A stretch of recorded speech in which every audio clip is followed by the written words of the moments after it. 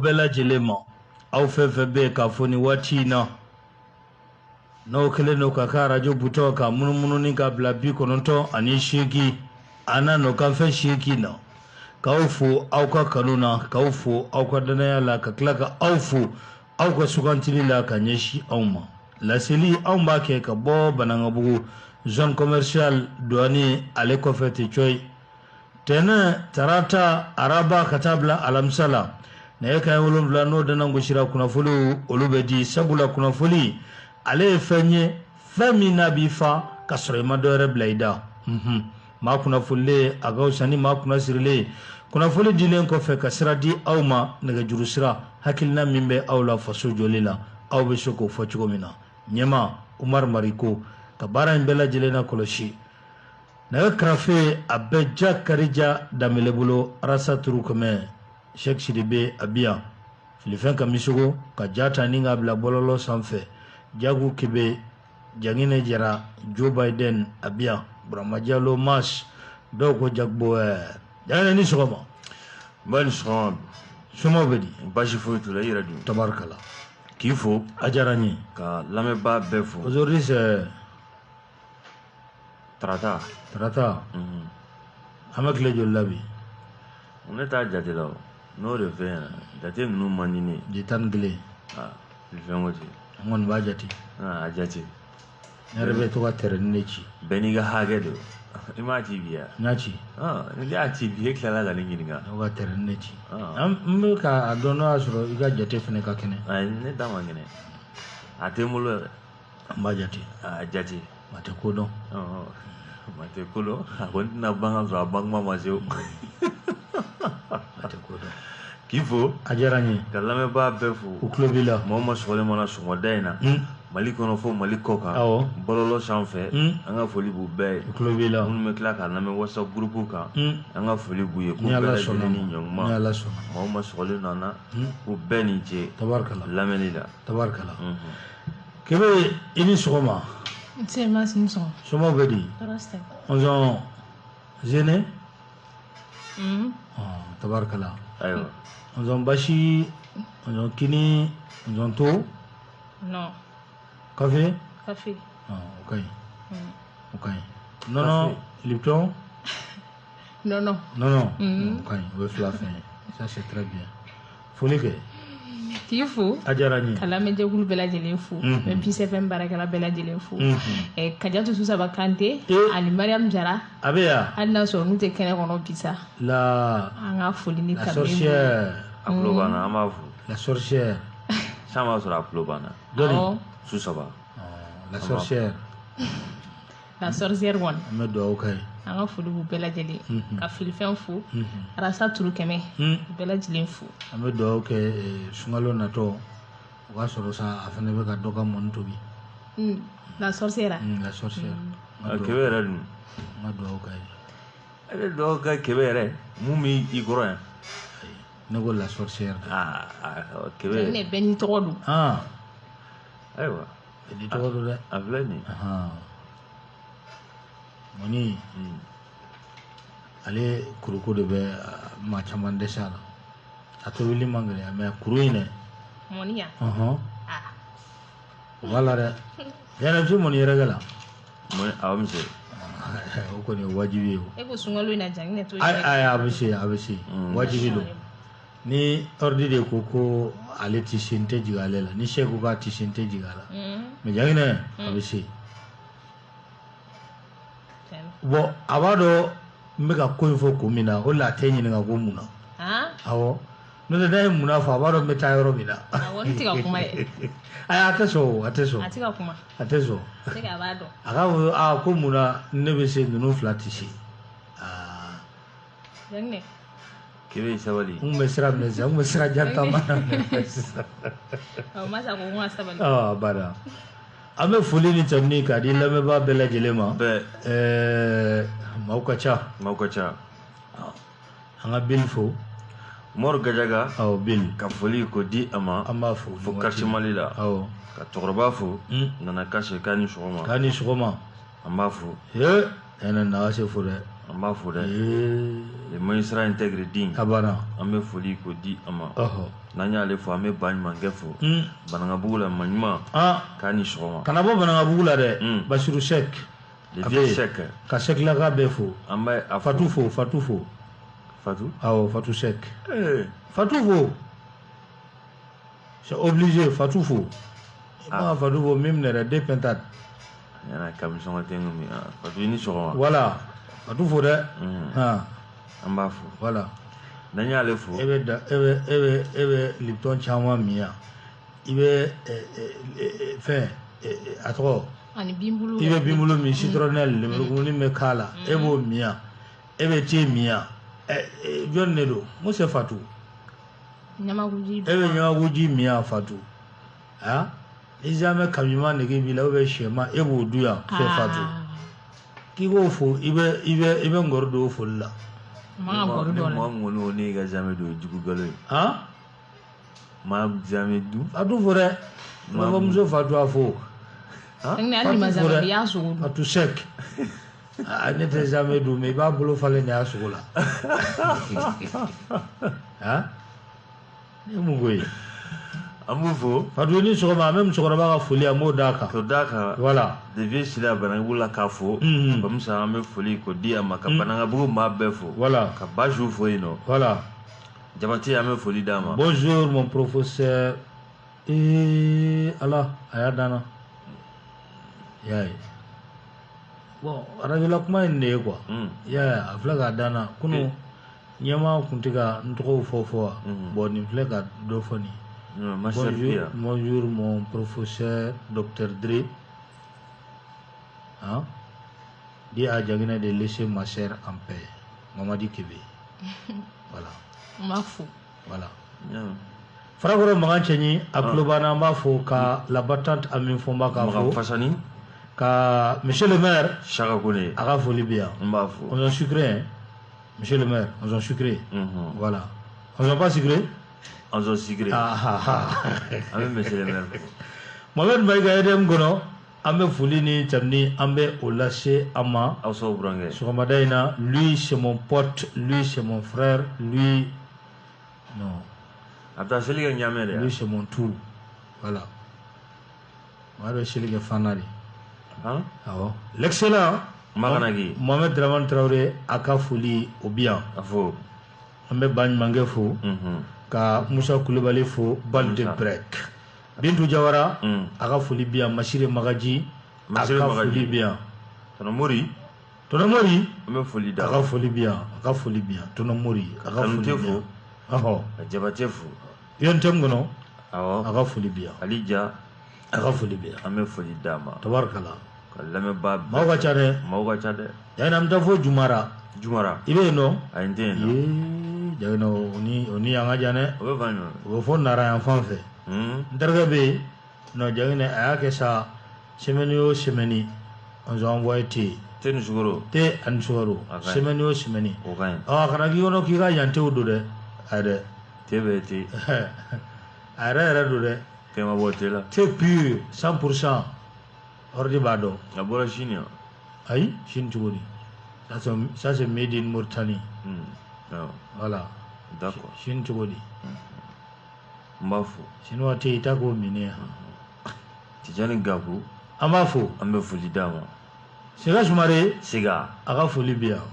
Dɔrɔbugu Dɔrɔbugu a ka foli bɛ an bɛ Sega fo k'an ka musokɔrɔba fo Dɔrɔbugu ka dugawu k'a ye ni Ala sɔnna k'a yɛrɛ ka dugawu k'a ye tabarikala ka bɛɛ fo maa o maa tulo i ye Ɲagalen fo an b'a fɔ ko ka bɛɛ fo wa mention spéciale a Ɲagalen an bɛ sunkalo la dɛ an bɛ sunkalo y'a bɛrɛ Diaguiné k'e lawuli ka suguri di ma e dun ne bɛ sunɔgɔ yɛrɛ la e lakunu man di e y'o kelen tɛ se e lakunu man di ayi e lakununi yɛrɛ a da problème ye ka suguri di ma ne bɛ sunɔgɔ de kɛ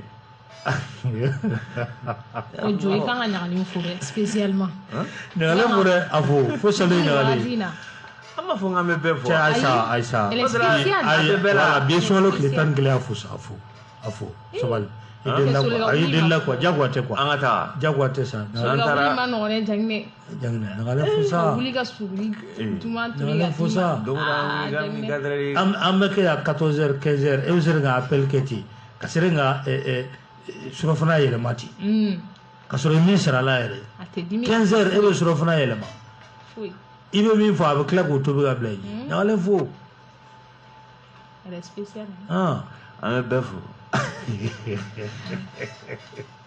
kewe o ba to ni amitani kunafuni ye sabula ale de be mafa kasore madore bla ida mali dolonta ko nyana bomba no fédération ku kumara o ye mfo mas fenye fédération yi ale ci kambo ci kam konna la mas ni ata ga lege ni watini ala jede ni watini temene nuna anga jamana tolanta no we tolanta laba munke fenye sebaya yi o ko ni manye ubolo ali doni depuis o ko de gera sa ya yi ka fo fenye nyuri nyanya o willa mamadu magasuba ko fenye tolanta na nunu ka de karamo yi ka ale ka joro ka mune ka bo abora bolo na manye ga abora bolo ça mas habe fo fem mako appel à la candidature makura bi ka nyina makura bi ka nyina tabarkala be ga se ka tani i ka dossier chugoya mina Mamadou Magasuba ale joro alangule ali ngana to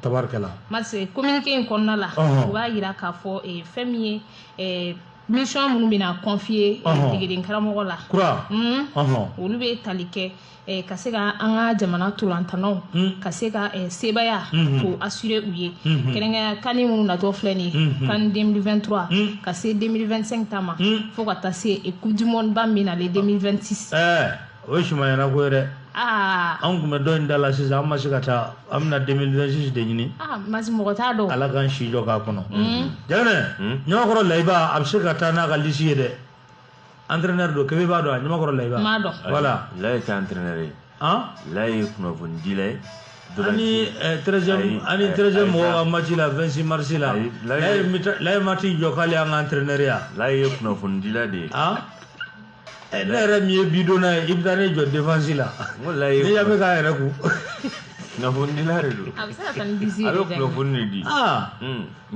filife bidonna e bɛ to o bila défense la ne kɔni i bilala ne ɲɛ bɛ k'a yɛrɛ kun i bilala bidon la a kelen ni gardien kelen a y'a jɛ ayi e bɛ ne bila défense la Cheikh da tɛ micro la Cheikh da tɛ micro la sinon Cheikh tun b'a sereya un buteur e bɛ to o bila défense la an ka jɔ bɛ kɛ ne ɲɛna walijɔ de Dagina a m'a ɲɛ sa mais a ko de k'a place ye a jɔyɔrɔ ye min ye o de ma da ma se Nambala de a kelen ni gardien kelen a y'a jɛ non cɛ an ka layiba ta an ka layiba ta ni Cheikh bɛ kuma micro la an ka layiba ta Cheikh b'a f'i ye sa a kelen ni gardien kelen a y'a jɛ o origine de sa o la ne ma don ne maloya ko bina sugu don o ye origine de i kelen ni gardien kelen o tɛ origine ya i kelen ni gardien kelen o origine de défenseur taara o bɛɛ tɛ origine non origine don ni défenseur sunɔgɔra n'a ta ka teliya i bɛ taa dɛmɛ an ka teliya siro la i yɛrɛ ko tɛ a b'a la a ka taa kebe komi i ko sumalo in na k'i bɛ ka fɛgɛya ni match banna a profilo bɛ se ka kɛ min ye sa ko maa o maa e bɛ fɛ ka postuler a b'a sɔrɔ fɛn min ye entraîneuriat o diplôme b'i bolo o bɛ layiba bolo o b'a bolo non a bɛ se ka postuler o b'a bolo fɛn min ye nazarakan ye français i ka kɛ o maîtriser baga a b'o mɛn fo ka taa se ka kɛ dɔnniya b'e la farafinna ntolantanko ani diɲɛ kuru kɛra ntolantanko o b'a sɔrɔ o dɔnniya b'i la ka se ka kɛ maa ye maa min bɛ se ka baara kɛ ni jamakulu ye non layiba bɛ se a bɛ se o la jama b'a bɔ parce que masi bɛɛ tɛ se o fɛn in na dɛ Jibril Darabe y'a ka sɛbɛn na don Jibril y'a la don ɲaami n'o k'a d'a ma o ka ɲi Jibril ka ɲi il peut mériter layiba fana ka ɲi layi ye kunnafoni dila ye non layi ka ɲi sa layi ye kunnafoni dila min f'i ye layiba bɛ se ka ko gérer ne de bɛ k'a f'i ye a bɛ se bɛɛ ka jala ka to i kun na ko Job fana ye bisimilali kɛ yan kebe Job fɛn min ye Ablaye Diop ye an ka jamana ministre des affaires étrangères ale ye bisimilali kɛ fɛn min ye Algérie ale lasigiden a y'o bisimila an ka jamana kɔnɔna la ni u ka bisimilali mas a bɛ bila kadara min kɔnɔna la o de ye fɛn min ye ladala ɲɔgɔn ye minnu bɛ to ka kɛ an ka jamana ale ni Algérie jamana ni ɲɔgɔn cɛ a bɛ bila o kadara kɔnɔna la n'a bilala o kadara kɔnɔna la i b'a ye k'a fɔ ni cɛba ninnu ka masala bolila fɛn min kan o de ye jamana transition furancɛla fanga ale processus u kumana o kan fo ka taa se fɛn min ye crise sécuritaire lakanabaliya min waralen don an ka jamana kɔnɔ u ka kuma ɲɔgɔnyaw bolila o fana kan fo ka taa se Algérie yɛrɛ jamana ale ni Mali jamana u ka coopération bilatérale ka kuma ɲɔgɔnya kɛ o fana kan ani fɛn min ye sɔni sigira min kan o de bɛ tali kɛ accord d'Alger u ka kuma ɲɔgɔnyaw bolila o fana kan accord d'Alger a ko bɛ sen na a ko bɛ sen na dɛ mas tabarikala ale mise en œuvre u ka kuma ɲɔgɔnyaw bolila o fana kan tabarikala ne bakuruba ye min bɔra fɛn min ye u ka ɲɔgɔn ye u ka ɲɔgɔn ye o kɔnɔna la an bɛ dugawu de kɛ Ala ka an bɛɛ kelen ma an ka premier ministre n'o ye docteur Choguel Kokala Mayiga ka a fana ye maaw bisimila maa minnu bɛ yen n'u ka baara bɛnnen don ka miiri ka fɛɛrɛw ni dabaliw sigi sen ka jamana a bɛ bɔ cogo min na dingɛ kɔnɔ a ko kɛra cogo di Kebe fɛn min ye Choguel Kokala Mayiga ye i y'a fɔ cogoya min na a ye CRM mɔgɔw bisimila o tɛ dɔwɛrɛ ye fɛn min ye centre d'étude et réflexion au Mali fɛn min ye kalan cakɛda min bɛ yen nɔ n'a bɛ miiri ka hakilinabaw ta hakilijagabɔw kɛ kosɛbɛ jamana yɛrɛ kunkanko la a délégation a kun bilasiralen don ni fɛn min ye sa o de ye CRM yɛrɛ ɲɛma danga ye madame Asetu Fune Samake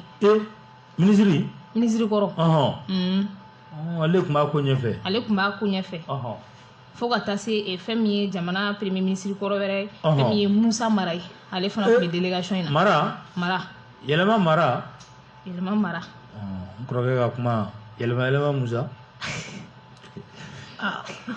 mon grand frère l'appelle comme ça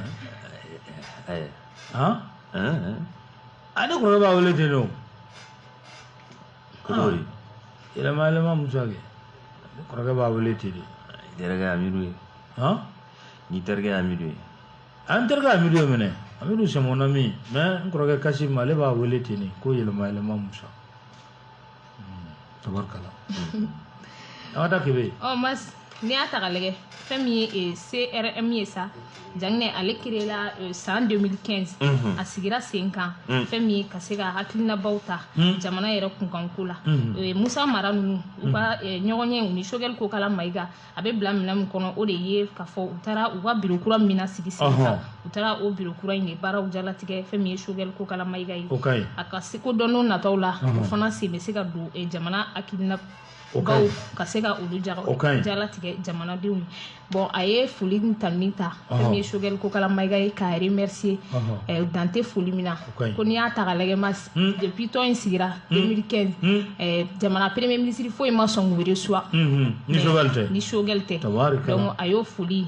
a n'o tanuni a y'o ta k'o ɲɛsin fɛn min ye Choguel Kokala Mayiga ye o ɲana Janginɛ c'est bon non o ka ɲi kojugu c'est bon an bɛ jɛ ka dugawu kɛ Ala ka a koɲɛw ɲɛnabɔ Ala k'a ɲɛ RFI ani France 24 i b'a ye an ma tile don u ka so la gɔngɔrɔ donna la ko an n'u bɛ kuma la dɛ an n'u bɛ kuma la Kebe an ma fɔ ten nasa fɔra ten kan n'u bɛ kuma la kuma ɲɔgɔnyaw France 24 ni RFI ani u bɛɛ tɛ jɛkulu min na a tɛ f'o ma ko groupe Media Mondial ko a ko bɛ cogo di k'olu bɛ kuma ɲɔgɔnya la mas a bɛ fɛn min ye maaw bɛ se k'a jigiya ka fɔ ɲininkali min bɛ tɛnku an yɛrɛ la fana o de ye est ce que nin kuma ɲɔgɔnya ninnu a bɛna laban fɛn min ye ɲangi minnu taara k'u sɛgɛrɛ k'u gɛn ka bɔ an ka jamana kɔnɔ a bɛna laban olu ɲangi ninnu kɔni ko olu sɔnsori wa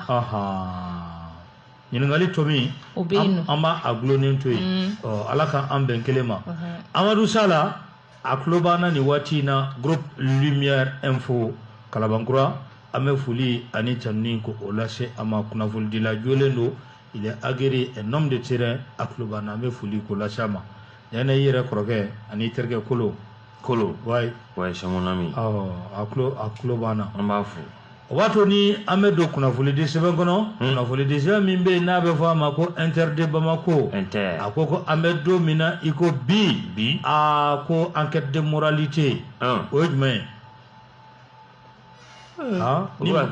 ni mabnata barala ni mabnata barala ka sɛgɛsɛgɛ ka lajɛ n'o y'a sɔrɔ a hakilinaw olu ka ɲi jogo ɲumanw b'i la ni maajugu tɛ k'a lajɛ n'o y'a sɔrɔ ka don i ka dosiyew kɔnɔ k'a lajɛ sigida yɛrɛ la ka don k'a lajɛ ka ɲininkali kɛ Jaginɛ o de don sa jamana bɛ taabolo min na bi ni fana k'i bɛ mɔgɔ caman ka ko sɛgɛsɛgɛ a kɔfɛ a ka sigida la yanni tɛ bɔ ni ma yɛrɛ juguya baara y'a bon dɛ ayiwa ne ka taa sisan ko n bɛ taa ɲininkali kɛ Ɲamakɔrɔ ko levier bɛ cogo di levier jan k'a bɛ cogo di a ma nɔgɔ dɛ a kumaw ka ca dɛ a man ca a kumaw ka ca dɛ yanni juguya baara y'a bon dɛ a b'a la CNT min bɛ sen na bi Jaginɛ kunnafoni di sɛbɛn interdit Bamako ko k'u bɛ ɲininkali de kɛ ko yala ko maaw tatɔ ko fɛn min ye enquête de moralité k'a kɛra wa a ma kɛ de ɲininkali tɔ min u y'o gulonnen to maa minnu bɛ sen na sisan minnu yɛrɛ bɛ CNT kɔnɔ ko enquête de moralité kɛra mɔgɔ 121 ye awɔ o kɛra ko est ce que k'o kɛra a ko est ce que de a banna n'an ka maa caman b'a la koyi e yɛrɛ kɔrɔkɛ b'a kɔnɔ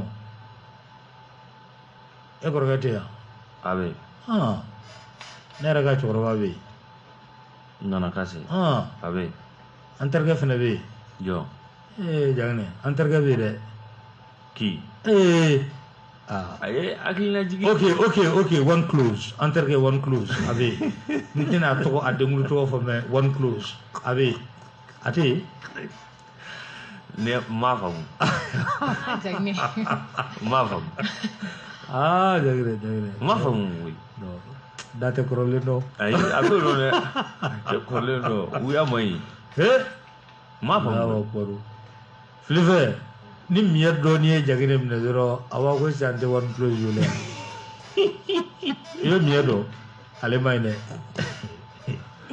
n'o y'a minɛ a b'a kan ka one close wele sunkalo in na fankelen ka ɲi hɔn ne one close wele o bɛ siran k'a fɔ ten ko ko baara banna ko a ye taa karisa fɛ a ye taa saga kelen ta a k'o tila o cɛ Jaginɛ a b'a ye ko sunkalo in na ko fankelen ka ɲi la bouche ne connaît pas l'ancien dɛ non n'a tɛ kɔrɔlen don dɛ a tɛ kɔrɔlen don one close fɔ a fo one close a fo an bɛ foli ko di a ma a fo dɛ tiɲɛna a bɛ fo Jaginɛ ni maa y'a k'i a fɔ a fɔ man dogobaga c'est Wolɛr voilà tiɲɛna a man ɲi a fo a taa a denkulu tɔgɔ ma sisan Amadu Mayiga a kuma ɲɛna an b'a fo CNT kɔnɔ an bɛ foli di cɛ ni an b'o lase a ma voilà kuma ka ɲi sisan a ka ɲi o ne ka ɲi d'accord voilà Ala ka a banna Ala k'an kɛ ɲuman dɔnna ye voilà Ala k'an kɛ ɲuman dɔnna ye an bɛ Amadu fo voilà n'o tɛ a y'an bila ka taa saga caman minɛ dɛ yanni an na heure kelen kɛ nin kuma la a tɛ foyi kɛ ɲuman de tɛmɛtɔ don i bɛ na presse mun na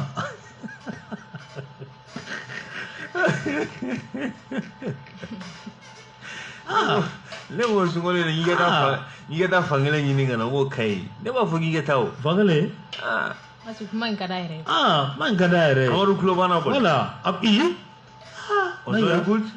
Mayiga voilà l'auditeur number one Amadu from Kalabankoro a ko ten ko ko Jaginɛ k'i bɛ to k'i den ka waati dɔ kɛra i kun bɛ jigin a kan dɛ a y'a fɔ mɛnɛ tuma dɔ la Jaginɛ kun bɛ jigin a kan dɛ a y'a fɔ i b'a ko ne k'an bolo biri i da la ayi mɛ n'o ko ninnu nana i kun bɛ jigin a kan dɛ ayi o tɛ hali n'a y'a ko kɛ sa n b'a fɔ ayi n'a y'a kɛ n b'a fɔ dɛ kana siga hali n'a ye ko kɛ sa i b'a fɔ ne b'a fɔ k'a kana taa bon a bɛ kɛ ten de fana o non a bɛ kɛ ten de c'est bien n'i y'a kɛ n b'a fɔ dɛ ayi non tan don CNT bon na n ka a tubabukan kalan i k'a mɛn CNT kan de bagnard i bɛ bagnard dɔn un bagnard ayi voilà tu connais bon n t'a dɔn ni le don ni la don dɛ bagne un bagnard o de don o ye le de o o ye le ye o maintenant bagne i b'o dɔn wa ayi n t'a dɔn ni le ni la kɔni bɛ bila ɲɛ fɛ mais n'i y'a mɛn ko bagne o ye kaso de ye Alors les ni là de web la conférence. C'est les bains là. Bon, c'est indéfini ça.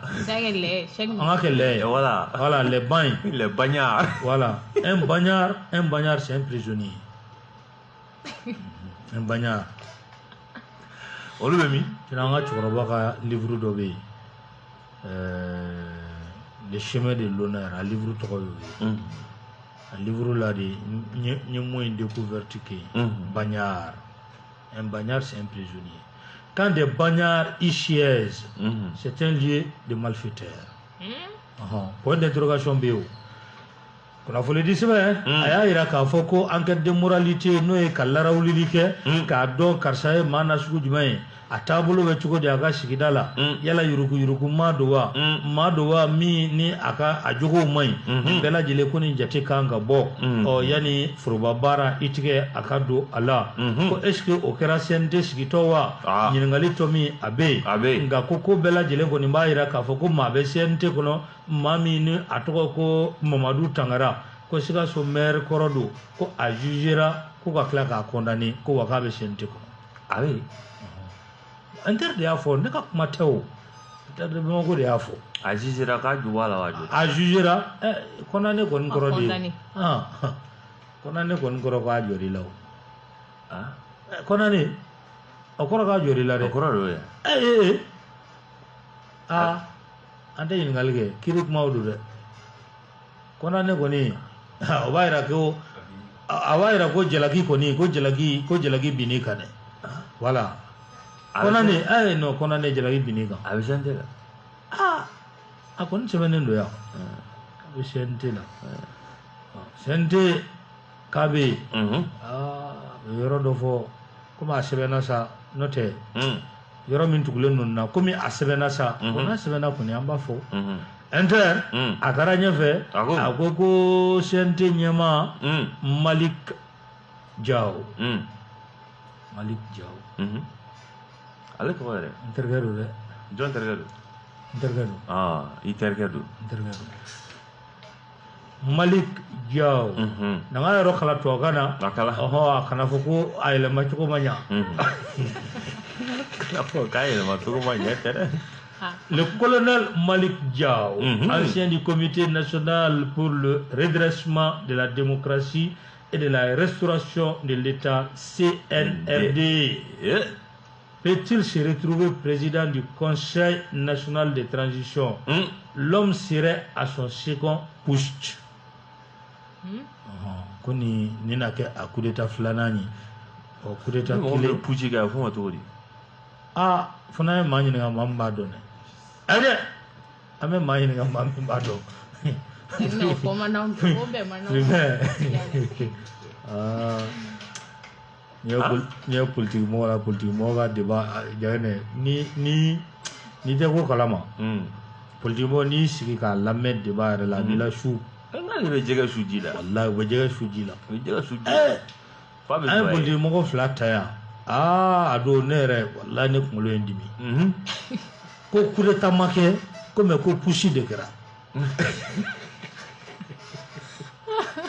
na mo me ngo a différence jume jagine ngo o définir ndamne ite foi fa be kumulo de bi ko kule ngo ne ko ngolo ngo pushi ngo oye ngo c'est un emprunt ngo kureta anglais lama de to ko pushi ngo to ya francia asinga pushi singa o ka adoga kana ka singa ko jakote kureta mage ko pushi de kra ngo mana nga différence mais abitani fo 100 adena be ga chega kuma coupure de la stage ngata jo iterga salamini amone mi rebene da bi quoi glacier était à la cachot. Et Chorno a vu le nom de Aka. Chorno décrypte, Chorno Jai. A partagé. Et Chorno a vu le de Aka, Balakanga partagé. Fanela. Chorno diminué. Chorno go Jurutula. Kanga clé de mon dame. Ko Jurutula, Olubuka Kuran Sarasra Chula. Ko Ersaba Kurantika Suro. Ko la minime fe luga e le groupe ko la minimo fo.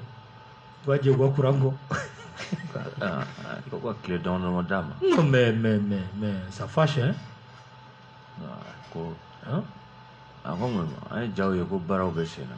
Yana anga premier ministre docteur o ka awolele no CNT la ka ke ni kalo kile mugwa ani kele afora obnata anyininga adala kana o PAG aye min présenter kata laje munyana mumanya majaw ye jumay munela famille chronogramme jele o tega soro négociation abe chogodi ani sida woche nimbe nyingali mini abnata ke docteur la sugal ko gala maiga ka ke ni alamisa nata o kunyogoni jabi jojo fo o kasro abolo onga communiqué kono u ya ira ka fo ko motion de censure tede o jume ka fo ko anyilame o amambolo korota na suri gabara benama tabarakala na manja ko ibla ka bo gouvernement nyama la ko tede nga ubitala medi munyana mumanya majawye jume nu ya lame ana jabi krenkreni ninka odi abodi kuma bela jele fleni afana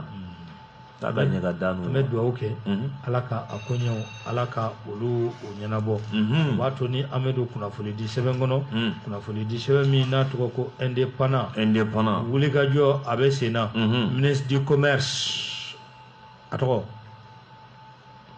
Maulud Deli Mahmoud Ould Mohamed yana akoko gouvernement jera aka kasabi munungo kasabi munumba to ni balo ko odabe nogoya ko o masika ke sababu ye balo adaga nogoya ministry yere da yafo de tabarkala kuno andar sera ma na yere da yafo amma fo ko tabarkala akai Johnsona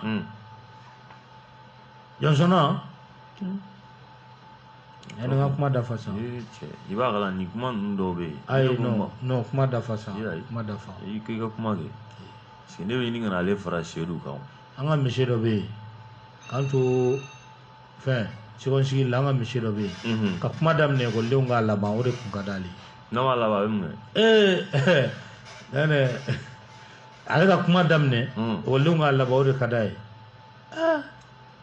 an sigile no ama leçon taire en clitala go interrogation B a sera gini i joti dro ko demain soir on a interrogation D ko ma ci kala tellement gay mo do balba ay fa ko on a interrogation de maths quoi demain soir anani jofne ndrila ko demain soir ko on a interrogation D c'est que c'est alligator ay bana ibe fan tuanga jodi ako de mama chigala de sama dafara abiki kodo kata wati mina ere afoy ko de mathématique seke kana ko jumugo ga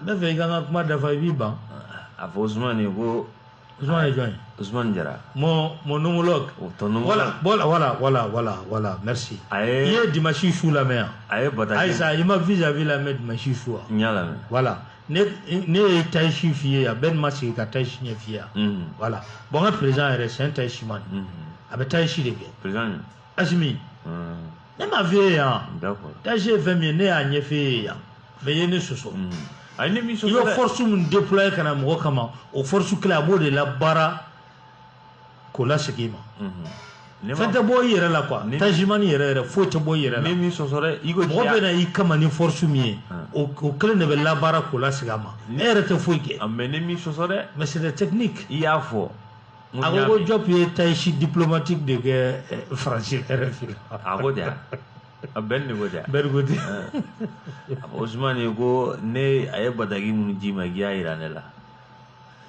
aye badagi do cia ne ta kala ne critique la ko nikira fin atoy taishi mani ube ale ma gido de ga awreke ne agwa critique sosore bonjour mon homologue je salue Diaguiné ainsi que voilà mon homologue non c'est mon homologue parce que allez aikido de gagner taishike ambeka dani ekli abegri ouais quatrième dan ay dan ñoy non c'est mon homologue voilà les mu voné ma ni ay voilà ministre agogo nin bara ko nin bela jelen sigira shenga ko ga ko fereni dabali jangine ko o kaga tige alsa o ko femi na ko kono few munu meke nala o ibaye ko olu fana songo ko o yelena doni ko ga nga famu o ko saison ni atuga do madola bejigi madola abeyele balo ko ta fanfela la ko lu ko ni fereni dabalu sigi shinga ka je balo la doni be doni musaka war fe ka nga sarala ko lu o be toy ko ko ni shima abali fe songo o ka yele ko ni ko ta ga laje wati minna be fama ko période de soudure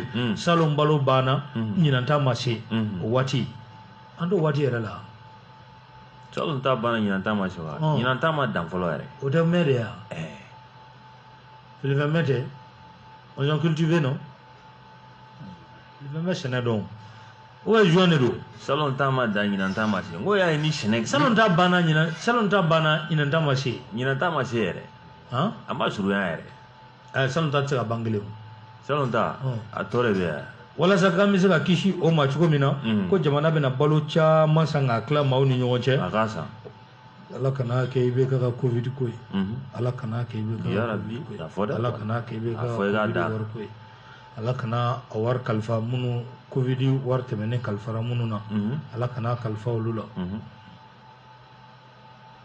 ya orange money clé absega war sigara ma sabananta de uga numero di quartier sawan quartier nan awar bedroom abbe watan shigine gunda ya be so ya be mo do no ta fanya koluma foiso koluga sigala luma fo no jonga sigala joy do so mo nere mi ibigni ta fo nere mi na ma foiso ma jena riayu wallahi alza ko be sino do fana mo o balo be ganyo ato fere sugula abbe che jamana jena koy ko ga demeta ga di mo ma o deme kelen kala ga ta sugula ade na fo sange sulengo ka do di ton ngono ko sange nana ko ga di mo ma o sange de fana be fere sugula o be fere amali ala masku wallahi ko ga di mo ma de gratos ba be fere ayake ni dundulu bana Grevege mundulu la wallahi ni fema bwala ya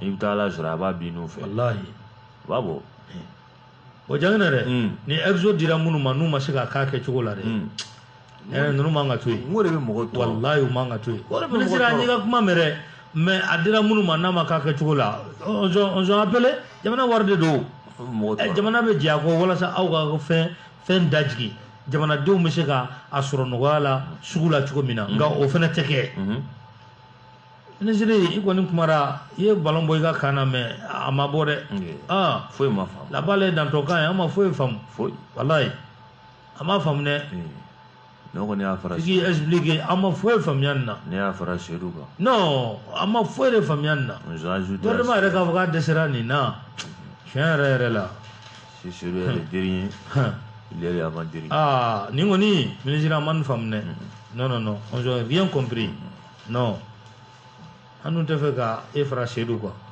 ne ko na shedu to bla yaw ni afara shedu to bla yaw mais na fara ko ek jamana erbe ja atako jamana don tu uye fem dabe ga gele achum na be gele ati chere la on soutient la transition mais pas galonga de non pas galonga ngana ga juru labla adi 20 28 65 katakadani Musa aklobana balate ni abla ta golon cheni dita roshi zera mbora anim bicha annani fa ala foite musari allo alaikum wa alaikum salam Bachi foite ça c'est Diko voilà frère Diko nyamagoro ka obedi Allah bachi foite alhamdulillah tabarkala dengurani nu wallahi bachi foite Allah tabarkala jaranye ko sobe jaranye la jangene klobila alhamdulillah tabarkala dindaga numuge bana fo ni ala sonama nungeni voilà nungeni numu c'est pas quelqu'un merci beaucoup merci jaranye Dera me foli ni tamniamo o lâcher frère Diko mani wati na 2020 1865 Amadou Sissoko, le grand Mapao, Nane Kroga Klobana. Allô? Mba, Shoma Obedi, Brahma Fofana Doa. Brahma Fofana Falage. Kuma Bigolo. Moi, je dis que je suis Beklobila. Beklobila. Moi, je suis ministre. Commerçant nous est semaine du mois, on a mis Polo et Sanoya. Nous, moi, c'est à quai. Quand j'ai à la Sama, oui, il y a un Blaoui. On va dire. On va faire, on va dire, Aïe, Akasara est dit. Donc, c'est-à-dire, on va pour commerçant qui nous dit, Milan Nali Keba. Abana, c'est tout. Commerçant qui nous dit, Milan Nali C'est tout. Wallahi, commerçant qui nous dit, Polo et Sabo Fande. Ministre de Kuma Konima donné Kungolo la ready. Agnès Sangoy. Wallahi. Abi contrôler au Tunani Bolo Dati Banéonere, au Tunani Bolo Eredi. Abana. Oui, sans ma Bolo Gelea, ou bien faire des monopolisés, c'est-à-dire Mohamadoma. Ah, Olubu Sawoge. Sawoge Jamanadeuna. Wallahi. Fanga Bode Kono. Amai. Fanga Plana et Mi. Fanga Mohoni, pour Falan Yoyela. Nous, les Français. On m'a dit, olu de filɛ k'anw bila nin gɛlɛya in kɔnɔ. En tant que an b'a fɔ ko RFI ti dayɛlɛ dɛ. Mais n'a bi dayɛlɛ fo condition de ka f'u ye. Kumaw bɛ sen na o de la. Voilà, o condition ka f'u ye. U kɛlen don ka embargo min k'an kan n'o ye CEDEAO olu de ye jamana 16 y'a la. Olu yɛrɛ de y'a président ye. Donc u ka embargo in wuli n'o tɛ RFI ti dayɛlɛ yan u mɔgɔ an mɔgɔ. Abana. Ala ka tɛ hɛrɛ. Merci beaucoup. Merci. Voilà. Ama ministre ama famu ne. Wallahi ama famu. Yubandao. Moi c'est une chose. Ça va? Oui, ça va, alhamdulillah. Mba. Il faut. Ajarani. Ka jangine fo. Aklubila. Ka kebe fo ka studio kono. Tabarkala. Ne bugula fo. Bugula klubila. Ka je sidi fo. Parce que auditeur cɛman na musoman b'a bɛɛ lajɛlen fo an b'a siri fo n b'a fo n'o ye mun ye. Mas. Ministre y'a fɔ a ɲɛna. A ka bɔ a ka kuma wɛrɛ fɔ. A ma nin faamu dɛ. N'o tɛ a y'a dalamaga de a ma foyi fɔ. Nin kɔni. Parce que État tɛ se ka dɛsɛ. N'o y'a sɔrɔ sisan i ko ko jamanadenw de. Ni wari bɔ ka t'i jɔ baji ma k'a fili sisan. État bɛ y'a di mɔgɔ min ma. Mais a dɔnnen don exo bɛ mɔgɔ min bolo. U dɔnnen don. Olu dɔnnen de don. E ye wari bɔ k'a d'olu ma a ye nana aw ka fɛn nɔgɔya jamanadenw ma. N'o o ma nɔgɔya. O mɔgɔ kelen ninnu i b'olu de wele k'u lasigi table kan bon pourquoi aw ma nɔgɔya. Wari in bɛ récupérer o tɛ kelen ye o tɛ fila ye. Filanan exo fana bɛ minɛw la de. K'a fɔ jamanaden bɛɛ ɲɛna ko vraiment fɛn fɛn n'a bɛ se ka na ni balo ye pour que a ka nɔgɔya jamanadenw ma u ka na n'a ye. Mais e bɛ bɔ k'a fɔ ko an ye nin kɛ a ma nɔgɔya. Masika ka bɔ ka kuma wɛrɛ fɔ an ɲɛna nin kɔni nin ma don an kunna ayi a ma don an kunna walayi. A tɛ don hakili fɛ wa nin man kan ka don hakili fɛ. A ma don an kunna dɛ tiɲɛ yɛrɛ la. Parce que État foyi tɛ se ka État kɛɲɛ. A banna. Ni ko kɛra min ma bɛn État b'a tigi la an bɛ jamana tɔw lajɛ o. Jamana tɔw ni président ye ministre bila ci la n'a ma ɲɛ a yɛrɛ bɛ ministre kelen de wuli ka na lasigi. Yuba ministre yɛrɛ k'a fɔ a da la ko an ye exo kɛ an ye exo di maa dɔw ma ka jɛ u ka taxiw kɔ ni balo donni an ka jamana kɔnɔ ko nka ko an ma a nɔ ye a bɛ dɛsɛ k'o fɔ. O ye dɛsɛ k'o fɔ. Bon dans un état o ministre tɔgɔ yɛrɛ depuis a b'o bɔ a da yɔrɔ min na a ka dernier mot bɛ kɛ moi je démissionne parce que c'est un échec pour lui. A bɛ dɛsɛ k'o fɔ. A bɛ dɛsɛ de ko fɔ ale la. Ça veut dire que tu maîtrises pas. Mali kura kɔnɔla la yan an tɛ se ka cadeau kɛ maa ye. Non. C'est pas parce que mɔgɔ dɔw b'a fɔ ko non ko an bɛ tugula ninnu ka aveuglement an tɛ tugulu ka aveuglement. Ni min ma ɲi an b'a fɔ ɲɛna ni min ka ɲi fana an b'a fɔ k'a ka ɲi. Mais olu bɛ fɛ an k'a fɔ de ko a ma ɲi de. K'a bɛɛ de ma ɲi o de dun tɛ ni min ma ɲi an bɛ jɛ an b'o fɔ mais min ka ɲi fana an bɛ t'o fɛ bɛɛ b'a dɔn ko armée ka côté la bi l'armée malienne et c'est l'armée la plus forte. Deuxième armée la plus forte de l'Afrique de l'Ouest. Bɛɛ b'o dɔn wa an b'o fɔ sur tous les toits du monde. Mɔgɔ si tɛ se k'an bali k'o fɔ. Mais fɛn min ye dala dumuni fana de ce côté ça a été un échec aussi pour la transition. Total. An b'o fana fɔ. Total fara échec. Donc vraiment mɔgɔ si tɛ se k'an bali k'o kuma ninnu fɔ. Mais min ye France 24 ni RFI ta ye. Mas. Moi, mon avis personnel, ne bɛ fɛ u ka ninnu to da tuguni fo Mali kɛlɛ ka ban wagati min na parce que ninnu Nous te ya Maligola, nous ya France ko kala la tanya France ma sa wo soro malla. Nous te France ga intérêt défendable. An yɛrɛ y'aw gɛ aw bɛ to mun de landala. Anw ka radio so bɛ yan. An ka premier ministre yɛrɛ y'a fɔ 1000 collines c'est la France 24 et RFI olu de 1000 collines pour problème bɛɛ Ouganda génocide de Ouganda. Ablaye Ayuba. Olu ka fɛn de. An ka garisɛgɛ di maa wɛrɛ ma. Merci beaucoup. Voilà. An ka garisɛgɛ an ka di maa wɛrɛ ma. Ko kɔni bɛ ka taa cogo min na tiɲɛ yɛrɛ la ministre somɔgɔw bɛ di. Waati foyi tɛ yen. Ministre ka kuma y'i kunkolo minɛ. Min fo. Ɔhɔ. Ka lamɛnbaga bɛɛ fo. Bɛɛ tulo b'i la. Ka Denkɛnɛ Jara fo. A tulo b'i la. Ani Kebe. Kebe tulo b'i la. Ani Ɲɛma. Mas. Est-ce que ministre man nkalon dɔ fɔ a ma nkalon tigɛ ka da Comore na de wa. Ayi o tɛ fɔ o tɛ fɔ nka a man kunkolo minɛ an b'a fɔ ten. Mas. Manifestations fɔ a fɔ o de la koyi. Mas. Jamana wari e k'o ta k'o di maa dɔw ma ko olu kana nɔgɔya kɛ. E b'o tigiw dɔn. Olu ma se k'o nɔgɔya kɛ. E ma démissionné. E m'a tigiw minɛ. A man kun minɛ dɛ. E ma marché minɛ o la fɛn min e bɛna diya anw de ma ko wari bɔra ka di o ma k'o ma se ka kɛ. Cɛ yɛrɛ la an m'a faamu. N'ale ma se ka a wari minɛ a ka wari segin a ma. Non, ils n'ont pas compris. An m'a faamu dɛ. Non. Walayi. An tɛ se ka jɛn. Non, an m'a faamu. N'ale ma se k'o minɛ. Non, an m'a faamu dɛ. Ale ka an ka wari segin a ma. Ah, monsieur le. Ko yɛrɛ de ma se kan de. Merci beaucoup. An b'i fo. Tiɲɛ yɛrɛ la nin tɛ don an kunna walayi. Et puis gɛlɛya bɛ kɛ an bɛ ka an sigi k'a lajɛ ko mais ni jamana fana ye min sigi sen kan a ko ka bɔ a sira fɛ. Non, ils sont pas d'accord Kebe. An ma jɛn n'a ye. Tiɲɛ yɛrɛ la an ma jɛn n'a ye. Enquête de moralité. Masa ese nin y'a kɛ tuma ye. Kafa ese nin y'a kɛ tuma ye. A kuma kɔni filɛ sa. Sikaso maire kɔrɔ. Bon. Bi ko ma CNT bila sen na. Komi kuraw kan ka don fana o. Peut-être un rappel do pour que enquête de moralité ka kɛ olu la. Dans le cas contraire, bon, ni changement kan ka kɛ n'u ka kɔrɔlen nɔgɔlen don u ka falen en même temps dɛ. U ka falen en même temps. Bonne émission. Merci beaucoup. Ambifo Kamsoko. 20 20 18 65 20 20 18 65. Imam. Avec du Jacques Boyer. Ne yɛrɛ bolo n ko I fana bɛ Maroc taga la o. Maroc k'a y'i kunna Medine kan.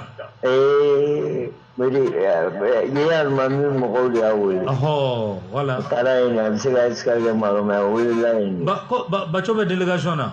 A bɛ taa Imura fitinin kɛ. Ko Baco b'a la. Baco Mohamed Ali Bacili. Bon n t'ale ta kalan. Ale b'a la. Banna. Ale b'a la. I fo. A diyara n ye. I waleɲuman dɔn. Ɔhɔ. Imam tun tɛ yan yɛrɛ a tun bɛ Yoro so. I y'a ye sa. A nalen tile kelen dugusɛjɛ a t'a la. Tabarikala. Ne b'i fo. K'an terikɛ Janminɛ fo. A tulo b'i la. An denmuso. An'an balimamuso Kebe. Kebe a bɛ yan. Kuma tacogo ka ɲi. Tabarikala. K'an dɔgɔnin Kalifa fo. Umar Cɛfin. A tulo b'i la. A n'a furumuso ɲuman Fanta mɔgɔ ɲuman Konate. Auditeur cɛ n'a muso. Wagati b'an kɔ la an bɛ bɛɛ fo. Ni Ala sɔnna. Ni jugu ni ye sama don. Ko dunan wuli sera. O ye kabako bannen. Ne ye nin fɛ a bɛ siɲɛ 3 bɔ I ni Jangɛnɛ ko ka gouvernement ci ka bɔ yen. K'a ci? A ka ci kɛ. An tɛ minnu tɛ baara la an t'olu bɔ a kɔnɔ. O de ye k'a ci ye. Ni Ala sɔnna. Gouvernement de ka ci ka bɔ yen minnu tɛ baara la k'u bɔ a la minnu bɛ fɛn na k'u don a. A t'an don. Ministre de l'environnement an ma tila an yɛrɛ la aw bɛ taa l'environnement. Don o don anw donnen bɛ sanfɛ de. An bɛ nɛɛma ɲini sanfɛ dugumana tɛ dɛ. An n'an ka kulɔtiba an kana ko jalen bɛ dilan na komi basa warakalen. A bɛ kɛ cogo di ka cɛ min ko k'i wale ɲuman. La. Foli don terikɛ. Merci beaucoup la. Non dɔw bɛ yen tiɲɛ yɛrɛ la olu kan ka bɔ a la Kebe. Dɔw kan ka bɔ a la yɛrɛ dɔw tɛ baara yɛrɛ ɲɛ dɔn walayi. Ministre yɛrɛ kan ka démission. Dɔw yɛrɛ ta n ka ye mobili finman in kɔnɔ ten cɛ o tɛ ko ye. O maɲi o maɲi. Gouvernement yɛrɛ. A ye mobili finman in kɔnɔ ten dɔw yɛrɛ ta n ka ye conseil. Bazu ye mun fɔ o de ta ye. Cɛ ni tɛ koyi. A kan ka wala sɛbɛn. Wala sɛbɛn dɛ n'i kɔni ma wala sɛbɛn an ti to yen walayi mais nin tɛ ko de ye o. E k'a fɔ ko jamana jɛra a ta kɔ o impact kan ka ye fo mɔgɔw ka nasasegi kɔnɔ o ma ye an bɛ mun ka dɔ k'e ye o. Réseau bɛ mun bolo i b'a bɛɛ dɔn. I b'a bɛɛ dɔn o bɛɛ se bɛ jamana ye. Trésor k'a fɔ diyagoya a b'a kɛ nin prix ye o bɛɛ se bɛ jamana ye n'a ma ɲɛ exo dir'i ma a bɛ kɛ ministre ka tila ka na fɔ an ye ko o ma mago ɲa bilako wɛrɛ jumɛn b'i la an bɛ mun ka dɔ k'i ye o la au revoir an bɛ mun ka dɔ k'i ye o la cɛ an ka ko fɔ a fɔcogo la koyi ni baara min tɛ ka kɛ a ka fɔ a fɔcogo la président allo président président nin tɛ bɛn o n hakili n'i tilala i ni ministre yɛrɛ na kuma parce que e y'a kuma fɔ ne y'a wele ka ɲininka n ko mun de kɛlen don sugu ko a ko ale m'a fɔ ko an ka kɛ ɲɔ ko la olu wulila ka jɔ n'o tun ma frontière datugu ɲɔ bɛɛ tun bɛ bɔ n'o tun ma frontière datugu misiw bɛɛ tun bɛ bɔ maintenant gouvernement ye baara min kɛ a y'o légitimité k'a jira mɔgɔw la k'a fɔ ko baara kɛra pour que sɔrɔ ka se ka nɔgɔya ka se ka kɛ maliyɛnw ma a ko bɛɛ la i ye direction de concurrence ta k'a lajɛ mobili 4 de b'o bolo agent min b'o bolo o tɛ se ka taa Mali sugu bɛɛ lajɛlen na donc o kɔnɔna na mais o bɛɛ la maa dɔw bɛ yen pour que olu ka kan ka respecter ka taa n'olu bɛ yɔrɔnin kelen ka taa o b'u respecter n'olu bɔra yen tuguni ka taa u tɛ fara parce que a dabɔra de ka maliyɛn bɛ sensibiliser maliyɛn k'a faamuya k'a fɔ k'a fɔ ko estimation de sara ka di a bɛɛ ma non il y a une commission de prix o commission de prix ka tɛmɛ structure bɛɛ b'a la dɔw bɛ balo la o nkalon kɔnɔna na cɛ k'i ka tɛmɛ bɛɛ de kan ka fara ɲɔgɔn kan pour que an ka se ka kɛlɛ in kɛ pour que dɔw kana se ka balo a la kuma fɔta in na ko n'i ye kuma fɔ cogo dɔ journaliste bɛ yɔrɔ dɔ ta min m'o arrangé ka kuma polémique kɛ ka tɛmɛ ni tilala n y'a f'a ye ani e bɛ kuma ka taa fo k'a fɔ ɲɔgɔn faamuya ka taa kuma kɛcogo la ka taa fo k'ale kɛ baara kɛ ni Ala sɔnna a ma Togo hakilila ye k'a d'i ma Togo donc n'i kɛla juste ka tɛmɛ ko n b'a fɛ a k'i kan ka tɛmɛ a k'a ɲɛfɔ i k'a faamuya ni Ala sɔnna a ma e fana ka se k'a faamuya ka taa pour que ka se ka kuma tabarikala parce que i b'a dɔn journaliste bɛ fɛn dɔ fɛnɛ tuma dɔ la bi an bɛ yɔrɔ min terrain in kɔnɔna na a dabɔra tiɲɛni de kama i ma min fɔ tabarikala donc an ka dugawu kɛ hali bi ka tɛ ko gɛlɛya bɛ yen mais maliyɛnw k'u hakili fara ɲɔgɔn kan pour que an ka bɔ nin gɛlɛya in kɔnɔna n'o tɛ ka taa kuma caman t'a ɲɛ fɛn wɛrɛ t'a ɲɛ ka taa tile t'a ɲɛ tabarikala l'argent n'a pas de bruit ka tɛmɛ fɛn o fɛn kɛra ka tɛmɛ wariko de b'a ɲɛnabɔ n'a ma se k'o kɛ a bɛ solution voilà sécurité Maman Ba an bɛ foli ni tɛmɛni ko las'a ma on sucré on sucré an b'a ci Fati cɛ n dɔgɔmuso de b'a kun ni dɔgɔmuso de b'a kun ok na buramuso de mais a na retard la buramuso wɔɔrɔ na retard la d'accord Kebe kuma kuncɛ Masa an bɛ bɛɛ lajɛlen fo ni Ala sɔnna ma sini an bɛ ɲɔgɔn sɔrɔ ni kɛnɛ kelen kan tabarikala fɛn min ye kunnafoniw ye k'olu di maaw ma